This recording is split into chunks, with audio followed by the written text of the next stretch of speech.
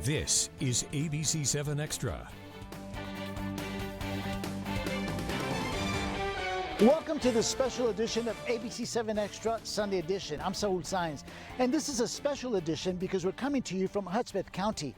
We're out here in Sierra Blanca because of a troubling surge in the number of people crossing from Mexico into the U.S. Troubling because officials here say they're seeing the criminal element of crossers as well as a record number of bodies found in this mountainous terrain.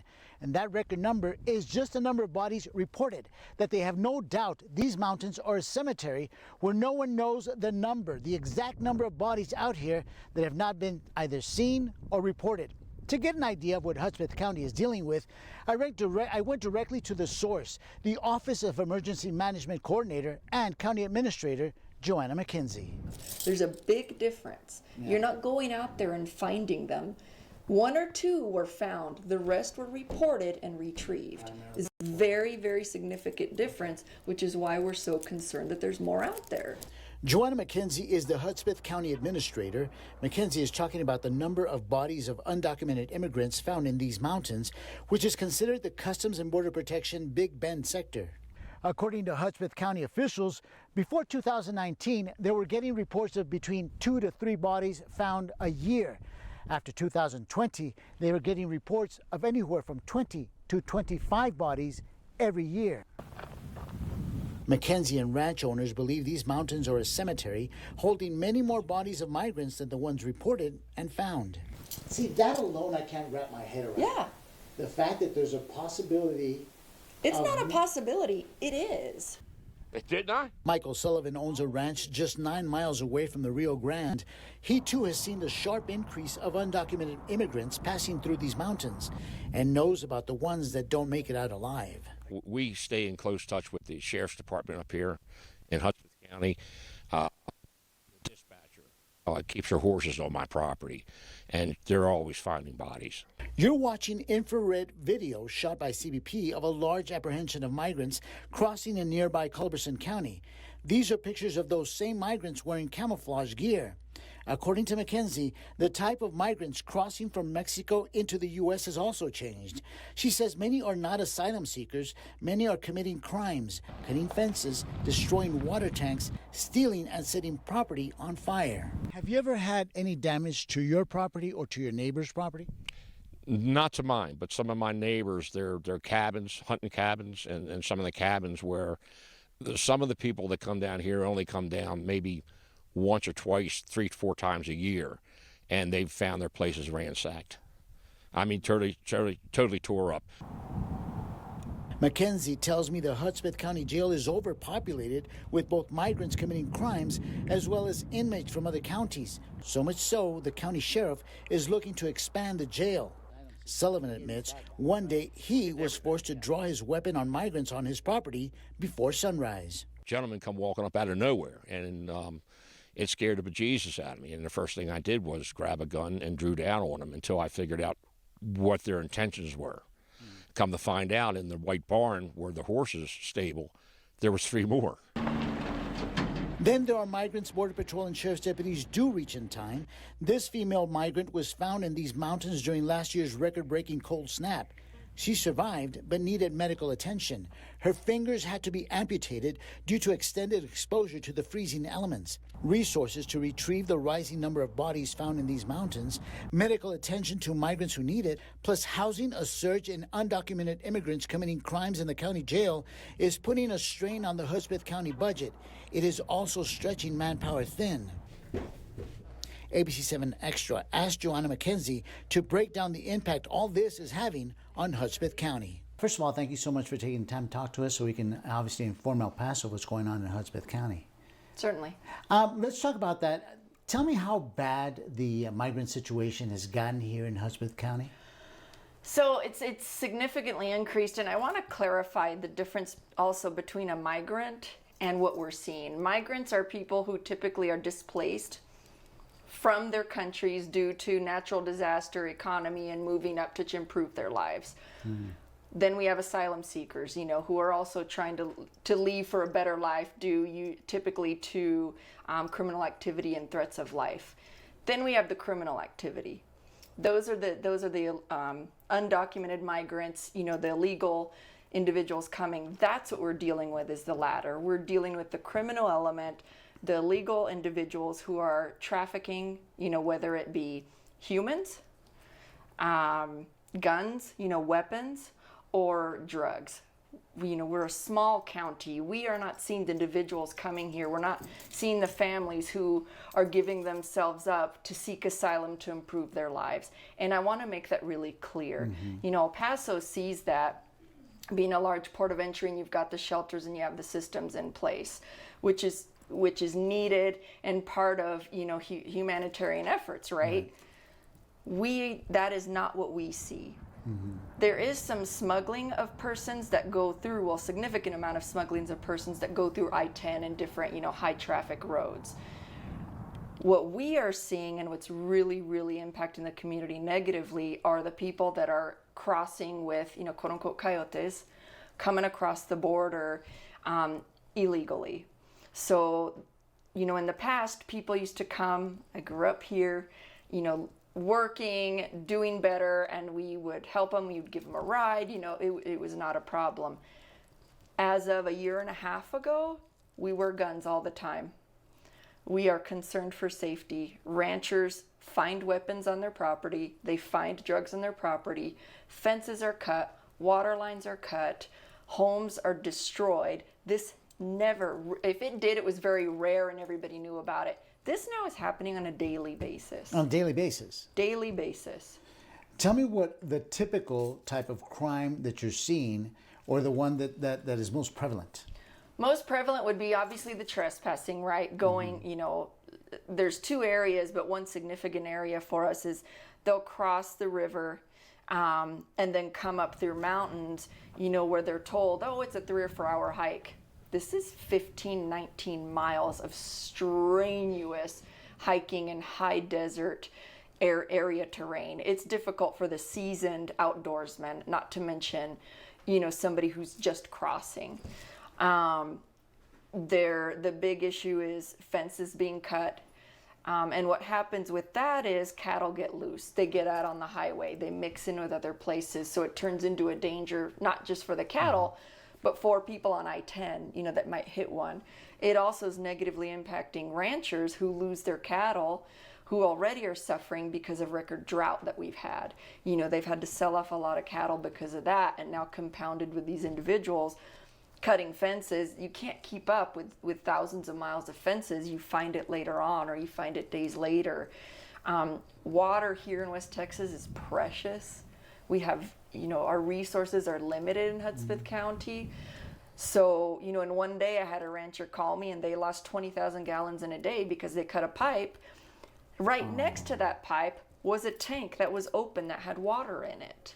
So it's this lack of respect and regard that is just a shift in the type of people that would come across. Let's talk about Border Patrol. Do you have a large Border Patrol presence here, and are they, at the very least, trying to stem the situation? Our Border Patrol do the absolute best that they can. We have a fantastic relationship. We adore them. However, they're alone many times. If somebody calls in distress, or there's a report, or a camera goes off, it can take them hours just to reach an area, where an individual or a group might be. So, you take them out there, now you've taken them out of another larger region, so they can't cover everything. It's impossible for them. Let's talk about interaction with that criminal activity. Have you ever had either sheriff's deputies, Border Patrol, or homeowners who've been held up, or had somebody shot at them? I don't know off the top of my head. I heard recently there was an issue in Culberson County. I would relay you to them. Okay. But I do know that one of the homeowners who was broken into, on their home camera, you can see where when they broke in, they took guns out. Why would you steal guns? It used to just be water and food, and people would go in and make minimal damage. Now they're taking guns out. So that is a concern. I don't know. Yeah. One of the things that we talked about is that a lot of the homeowners fear the cartels and, of course, the criminal activity that's coming across the border. Certainly. Tell me about that situation. What's going on with homeowners? What are they thinking? What are they saying? I mean, it's a fine balancing act because, the county as a whole, our number one duty is safety of the community. Number one, whether it's criminal or, natural disaster threats. That is our number one concern. And people are absolutely fearful. They don't know when they leave their home what they're going to interact. You can go on a ranch today, you'll see horses neighing, dogs barking, and they're shaken. And they know when there's people that are there that aren't supposed to be there. Imagine you walk out of your house and your dog, fur stands up on the back of its neck and it's growling. You're going to be worried too, no matter what it is. And there is a fear of reporting because they're hours away sometimes from help.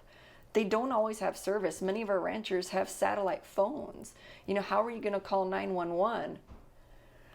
Right. It's a real, we've got not only the threat of the unknown, all you know is you have found a gun on your property, you have found drugs on your property, you find cut fences. Do you want to alert everybody? Because you live out there alone. Right. So fear of speaking up. Yeah, and you're far away from help. Okay. We're going to take a really quick break, but when we come back, we're going to talk to Ms. McKenzie about bodies that are showing up, that they're finding out there in many of the areas in Hudspeth County. We'll be right back. This is ABC-7 Extra, where news comes first. Ashley Home Store's warehouse inventory blowout sale is happening now. Overstocked furniture and mattresses are ready for a fast delivery right to your home. And right now, select items get an additional 15% off their already reduced price. Ashley Home Store. This is home. Every day's a celebration at Bravo Chevrolet. Aye! Aye, aye, aye, aye! We celebrate our friendships. We celebrate our loyal customers. We celebrate everything. We are Bravo Chevrolet, and we're here to serve you in the most amazing ways, like no down payment, no payments for 90 days, and oil changes for life. I'm a veteran, and veterans are always welcome at Bravo Chevrolet. Who are we? Bravo! When you need the latest news, turn to the ABC-7 Alert Center We have complete team coverage of these two deadly shootings. with new details breaking minute by minute. I did see a handgun lying in the parking lot. The ABC-7 Alert Center has real-time updates ABC-7 photographer Jerry Nahida captured the moment a man was taken into custody. to keep you informed and your family safe. Kind of like turned my head to the left, and then that's when I saw somebody laying on the floor. Only on ABC-7, where news comes first. Step into the new when you drive a Chevy. It's time for a fresh approach and a new perspective. Meet new friends or reconnect with some old ones and find the Chevy that's right for you. Find new experiences, find new roads. Step into the new with a new Chevy. Very well qualified buyers can get 0% financing on most Chevy vehicles. Plus, current competitive owners get an additional $750 bonus cash. Chevy drives Texas. Find new roads. Ashley Home Store's warehouse inventory blowout sale is happening now. Overstocked furniture and mattresses are ready for a fast delivery right to your home. For a limited time only, the warehouse inventory blowout sale is happening now. Ashley Home Store. This is home. Welcome back to this special edition of ABC-7 Extra, where we're in Hudspeth County, where we're hearing that they're having a huge problem with criminal activity coming across the border. Some of them migrants, but primarily people who are involved in criminal mischief. Joining us now is Joanna McKenzie. She is the Emergency Operations Director as well as County Administrator. Thank you so much for taking time to talk to us. One of the things that we were talking about as well is that you're finding bodies, a record number of bodies out there in very mountainous terrain, correct?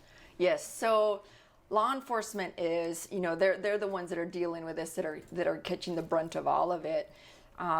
We went from maybe 3 bodies a year to 20 plus in 1 year. And what I want to make really clear about this as well, is 2 things. One, I want to say 1, maybe 2 bodies was found. The others are reported. So part of the groups will call a week or 2 later and say somebody died. This is around where we were. Okay. or they'll get a call of distress. So the fact that only 1 or 2 bodies was stumbled upon by a law enforcement agent or a rancher really shows that we have legitimate concern. There's a lot more bodies out there because they're not just found. You think there's still more bodies out there? Absolutely, because only a couple were found. The rest are reported deceased or lost, and then they send out a team to go locate that body.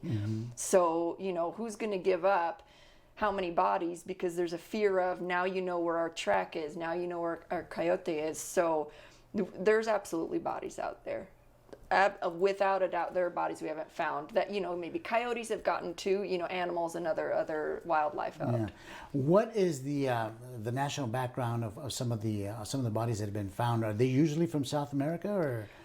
There's some that are from Mexico, Ecuador. You know, a lot of the South American countries is what they're seeing. Based on what you all have been able to determine, the bodies, have they died because of natural causes? Have they been shot? What do you primarily see? The majority are exposure. So, you know, these hikes are long, they're strenuous. We had a drought, so a lot of areas didn't have water that did in the past. So they don't have enough water. They found one body where the gentleman had an empty bottle in his right next to him still, and he was next to a dry tank looking for water. So typically there are exposure, from my understanding. Once you get a report that a body has been located, you all have to jump into action, and these require quite a bit of resources. You want to elaborate on that? It's, you know, especially over the summer, the 911 center was inundated. The dispatchers really do a tremendous job, because if people call on a cell phone, you don't know what tower they're pinging off of. They can be miles and miles away. So they're calling and they're calling and they're asking for help. They're telling them we don't know where we are, or they get a call of here's a body. So trying to figure out where in 4,500 square miles of a county that is really challenging for dispatchers. So they'll send out a deputy. Usually we try to work with Border Patrol, obviously, as well. And then we've also got a group out of El Paso who does search and rescue that will assist in a lot of these efforts. Mm-hmm. And when you find a body, you have to clearly have the resources to go into the mountain, then put that body in a bag. How much is it putting a strain on you all's resources when you have something like that? Immense. You're taking out people that should be on the streets, that should be here protecting our citizens. Local county deputies are here for the county, not for a federal issue. The sheriff's department has 17 deputies. They're not always on duty total for the entire county. So you take 1 or 2 men out, you're taking out a region of law enforcement coverage. They are doing the best they can. They work with DPS as well and whoever they can, but this is immense. I went on one body retrieval this summer, and it took us 4 hours just to reach the body itself. And they knew where the body was, not including not knowing where it is yet. It took 4 hours. What about the financial resources? Because at one point in time, based on what I was reading, you all even ran out of bags. So what was happening is the bags that they had were very low quality. So when I first came in as a emergency management coordinator, one of the requests I got was for body bags, and I was very surprised by this. And they couldn't find good quality bags, so they had bodies fall through these very thin plastic bags. So we had to go to the state because they couldn't be ordered. COVID, you know, a lot of those body bags were already taken for those bodies. Now we were short, so it took us several months. They had to double bag, because you're talking, you know, hiking out with a body. You're not just walking up, picking up and moving it. Plus it's deteriorating. Yeah. So what were you able to do? What sort of financial, I guess, stress is this putting on the county? Significant. So between the cost of the morgue, the autopsies, you know, we don't have a morgue, we don't have a hospital in this county. We have to contract out.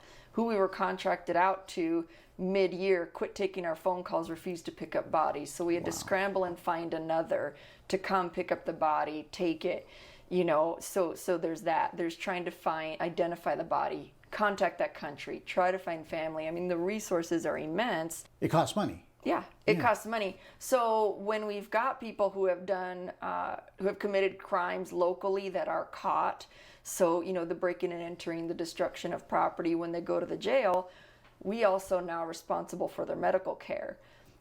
They might spend $60,000, $100,000 in a week on medical care for these individuals that are housed in the jail, awaiting, you know, their due diligence in the law process. We'll get to the jail in just a bit, but I do want to ask you, where are you, I guess, what is the next, the closest place that you call on to come and retrieve the body? Is it all the way in El Paso, or where to? El Paso. Yeah.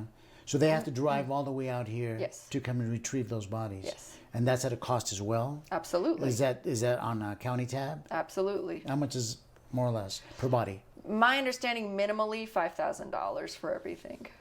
And you've recovered between 20, possibly 25 bodies in a year? Yes. That can put quite a strain. From 3,000, so that's not something that's been budgeted. Yeah.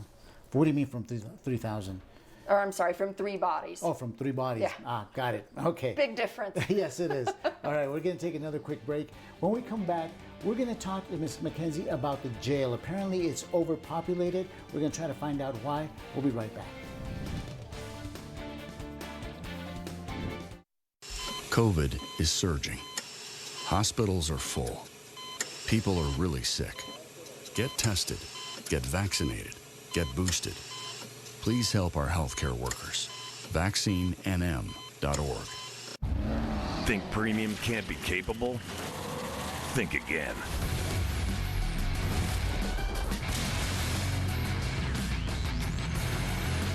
Introducing the first ever AT4 lineup. Premium and capable. That's professional grade from GMC. Step up to GMC with 0% financing on these GMC models. See your El Paso Las Cruces GMC dealers. When a man who had already been arrested 26 times this year was taken for mental health evaluation. Unfortunately, we do not have a nurse right now, so we cannot accept anybody. There was no notification. ABC-7 demanded accountability from the government-funded service provider. I think the sheriff is right to be frustrated. We fell short in our responsibility. I don't want my deputies ever to have to kill him. ABC-7 at 10 brings you extra depth and stories you won't see anywhere else. Welcome to 2022 at Oscar Leasers Hyundai of El Paso. Start the new year with low interest rates and even lower payments. Like 1.9% APR for 60 months on all 2022 Hyundai models in stock. And payments as low as $189 a month. That's $189 a month, supported with a 10-year warranty.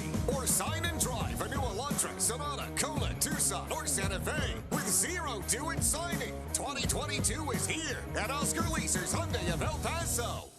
COVID is surging. Hospitals are full. People are really sick. Get tested. Get vaccinated. Get boosted. Please help our healthcare workers. VaccineNM.org. Welcome back to the special edition of ABC-7 Extra Sunday edition. We are in Hudspeth County. We're in Hudspeth County. They're dealing with bodies that they're finding out in mountainous areas. The jails are populated, and joining us to talk about that specific subject, Emergency Management Coordinator and County Administrator Joanna McKenzie. Thank you so much for taking time to talk to us. Let's talk about this particular situation that you're having with the jails. They're overpopulated to what point? So, I would definitely refer to the sheriff to give you more details on that, but I know that, they're housing significantly more illegal immigrants due to crimes that are, committed in the county. So it's not that you're arresting people who are just simply crossing into the United States. They're actually involved in criminal activity? Correct. So what do you do when you find someone, say for instance, just a migrant who's not involved in criminal activity? Do you refer them to Border Patrol? What do you do? That's my understanding. That is what law enforcement does, correct? Because it is immigration is a federal issue. It is not the duty of the local law enforcement to handle immigration. What they will handle are crimes committed within the county, just like anybody. It doesn't matter what your immigration status is. If you commit a crime in the county, you're going to need to face the law. So what stress is that placing on your county jail? significant. They've got high numbers. We also house criminals from other counties. We have contracts because, you know, this is a rural area. Many counties don't have a jail, or they might have 3 beds in a jail. So we also contract with other jails. So there are other counties, so they're bringing those individuals over here. So I understand that it's gotten to the point that you're now looking at trying to expand the jail? That's my understanding, is the sheriff is trying to expand the jail to support directly what's happening with the immigration issues. Is there's a need to expand an already tight jail. Yeah, that also puts a stress on funds in that department as well, right? Because how much does it cost per inmate? That I don't know. No, okay. But you have to cough up some money to... Right, and then you have personnel, you have cooks, you have staff, you have health care. You know, it comes along with caring for somebody's everyday needs. Yeah. So essentially, since you said, you were telling me that you were born and raised here. Yes. How much has your community changed because of all this? It is completely different. You know, as I discussed, this is a community of many Hispanics that we adore, that, you know, are the majority of a population that have created a beautiful culture here, are hardworking and are just here to improve their lives and help their families in Mexico or wherever they come from. These are people coming through. They're not staying, they're not working. They're breaking and entering where, you know, there's a door here and a window here, and they'll break down a door and break a toilet and destroy property in a home and set it on fire, not just go in because they're cold and they're in the middle of nowhere. It's just a different element of individuals that lack respect. Now, has Hudspeth County reached out to the governor's office to ask for funds because of what's happening here? We have. And what's the status on that? So that's something that is going to be law enforcement that is going to house that and try to deal with funds. But the problem is, right now, we have to ask for reimbursement of funds. Well, when you're already spending a significant amount more of what you're already budgeted for, it's really hard to say, okay, we're going to spend more money that's not budgeted, and we hope we get the money back. That's really stressful. So it's not just funds, but support from a law enforcement end. You know, can we get National Guard? Can we get more individuals down here to help cover areas? Because, you know, on top of this, we obviously have COVID and people out with that. So it's just a compounding strain. Yeah. So the logical question is if you haven't received those funds yet and you actually have to ask for them to be reimbursed, where's the money coming from? Right. You tell me. How stressful is that when you don't know where the money is coming from to attack the situation? Extreme. And you don't want to take away from other programs that are beneficial to our locals and to people who live here and who need. You know, it's hard to justify we need money and it might take away from someone else's mouth. Yeah.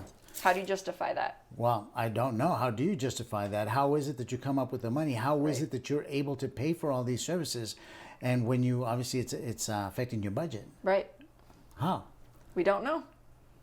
We don't have a choice. We're begging, we're asking, we're working with congressmen and senators, and we are asking for help. We are desperate for help. So what do you predict will happen in the coming days if you do get help from the state government? Or are you just hoping that the surge goes down? The surge is not going to go down. You don't think? No. You think it's going to get worse? Immigration policies are terrible. They flip-flop. This is getting worse. We are not getting support from our federal government. And I'm not saying Border Patrol, but higher up, we are not getting the support that we need. If you had the opportunity to ask those higher ups, what would you say? Come see what's happening in these rural communities. I understand large ports of entry are also suffering. You know, when you've got Del Rio and Brownsville and El Paso, I understand they've got a surge. Us little guys who are already suffering, who already have high poverty rates, already are losing funds due to COVID and not having court systems open, we are really, really getting hit harder and harder. So help. That's what you're asking for. Please. Okay. Thank you so much for taking time to talk to us. Sure. I appreciate it. I want to thank you for watching this special edition of ABC-7 Extra. Ms. McKenzie promised to let us know when and if she does get that federal help. we will of course pass it on to you. For now, good night y buenas noches.